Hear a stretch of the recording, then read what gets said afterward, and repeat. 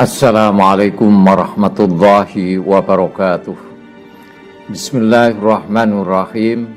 Alhamdulillahirabbil alamin wassalatu wassalamu ala asyrafil anbiya wal mursalin sayyidina maulana Muhammad wa ala alihi wa ashabi ajmain. Amma ba'du. Selamat bertemu kembali dengan saya Muhammad Ajib di channel Kampung Ilmu. Channelnya orang-orang yang tidak lelah mencari ilmu.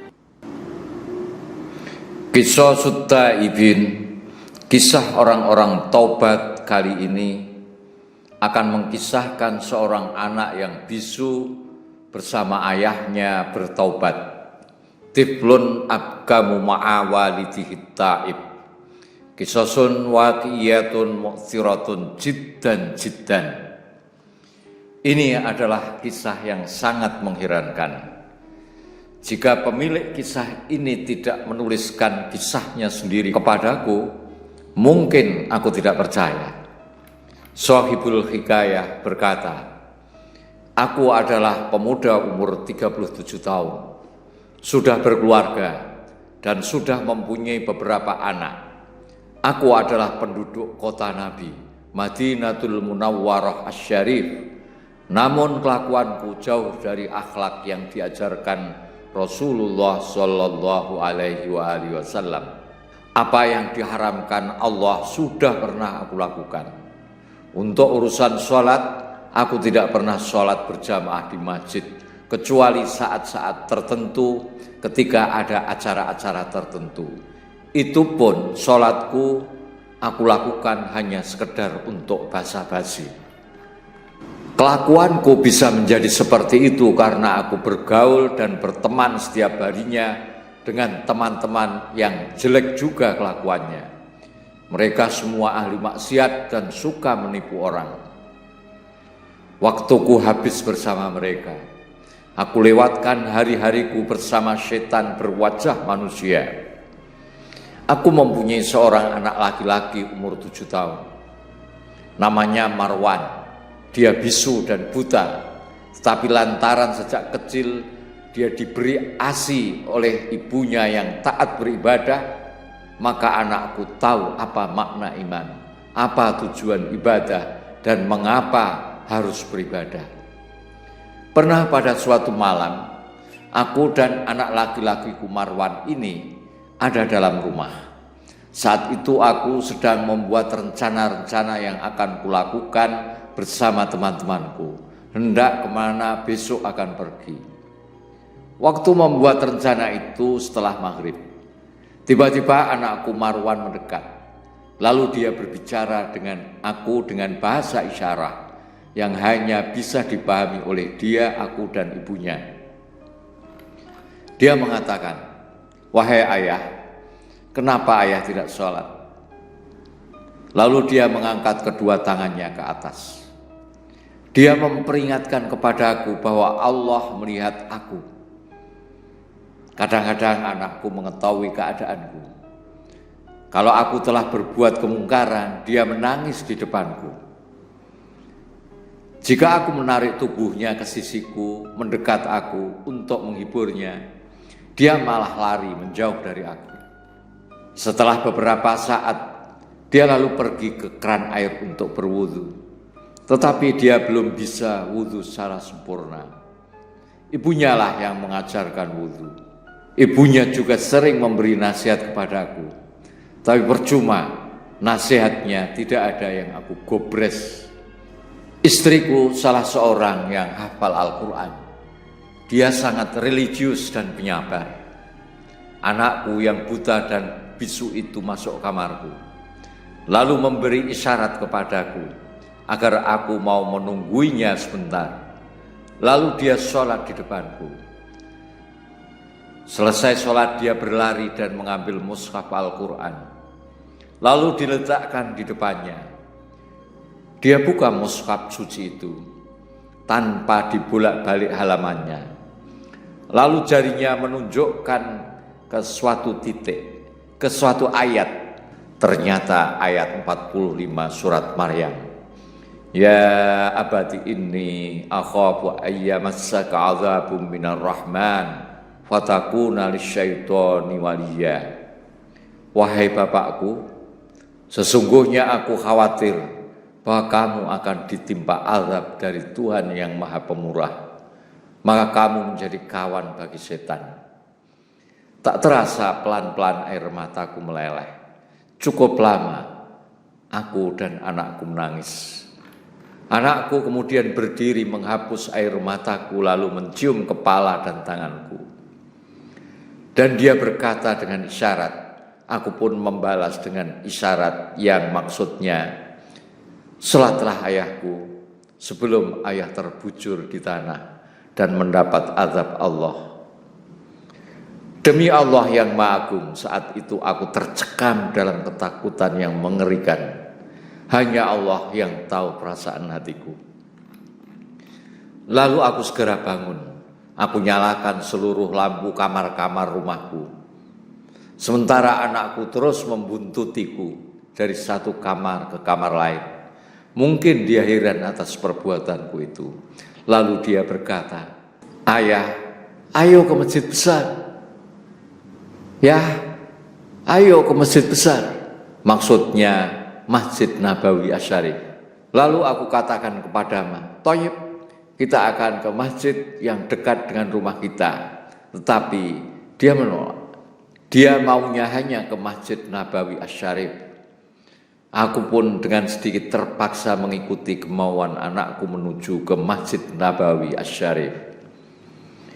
Dalam perjalanan menuju ke Masjid Nabawi Asy-Syarif, hatiku diliputi ketakutan dan kecemasan karena sudah lama sekali aku tidak pernah ke sana. Sementara mata anakku yang buta itu terus menatap tajam tak berkedip ke arahku. Sesampai di masjid, kami langsung masuk ke Raudhah yang waktu itu penuh orang-orang yang berziarah ke makam Rasulullah SAW. Kami pun berdiri depan Raudhah menyampaikan salam kepada Nabi dan berdoa sebentar. Tiba-tiba azan Isya berkumandang, menggelegar, membelah langit kota Madinah. Segera aku ambil air wudhu dan sholat Isya bersama anakku. Setelah imam membaca surat Al-Fatihah, lalu imam membaca surat An-Nur ayat 21. Ya ayyuhalladzina amanu la tattabi'u khutuwatis syaitan wa man yattabi' khutuwatis syaitan fa innahu ya'muru bil fahsya'i wal munkar. Walaula fadlullahi 'alaikum wa rahmatuhu ma zaka minkum min ahadin abada. Walakinnallaha yuzakki man yasha' wallahu sami'un 'alim. Hai orang-orang yang beriman, janganlah kamu mengikuti langkah-langkah syaitan. Barang siapa yang mengikuti langkah-langkah syaitan, maka sesungguhnya syaitan itu menyuruh mengerjakan perbuatan yang keji dan yang mungkar.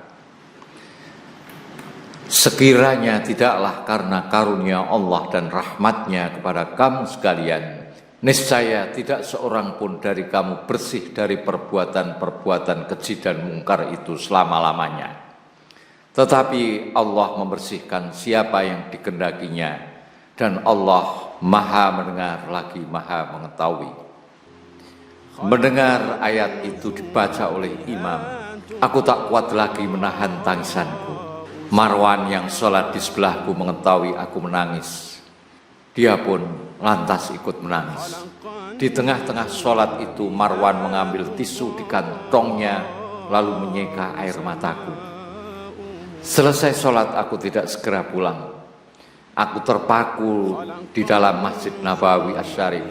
Mataku terpejam merenungkan perjalanan hidupku. Terbayanglah dosa-dosaku. Sementara air mata tak henti-hentinya terus mengalir. Kadang-kadang sesenggukan suara tangisanku agak keras.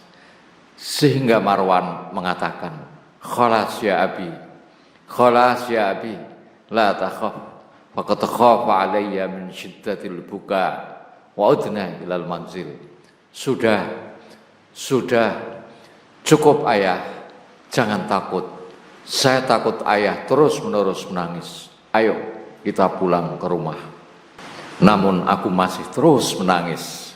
Marwan pun tak henti-hentinya menyeka air mataku.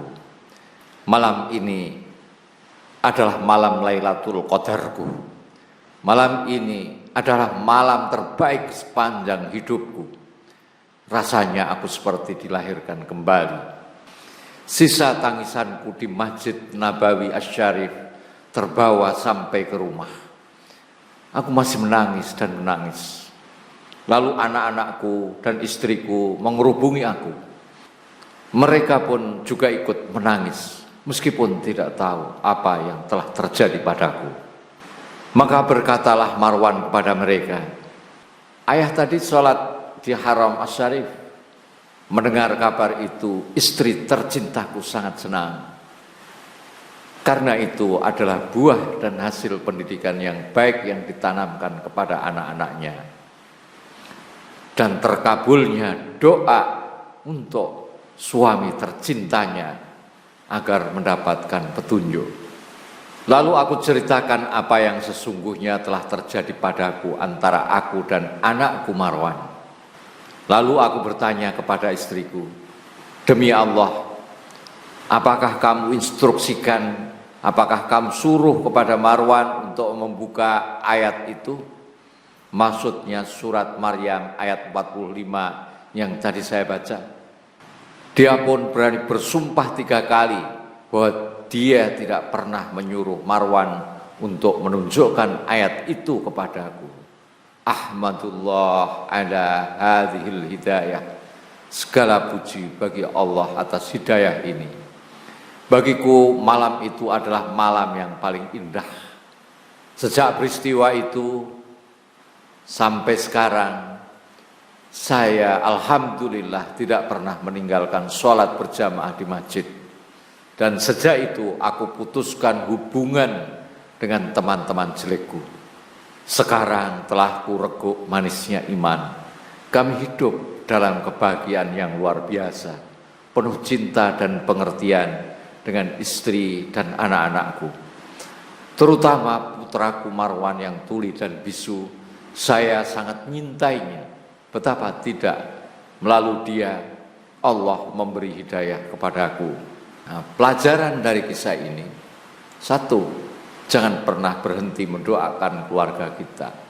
2, jika ada anggota keluarga kita yang cacat, harus kita perlakukan dengan sebaik-baiknya. 3, sebagai seorang istri, kalau suaminya ahli maksiat, tetaplah sabar dengan tetap mendoakan. Suatu saat insya Allah hidayah Allah akan datang.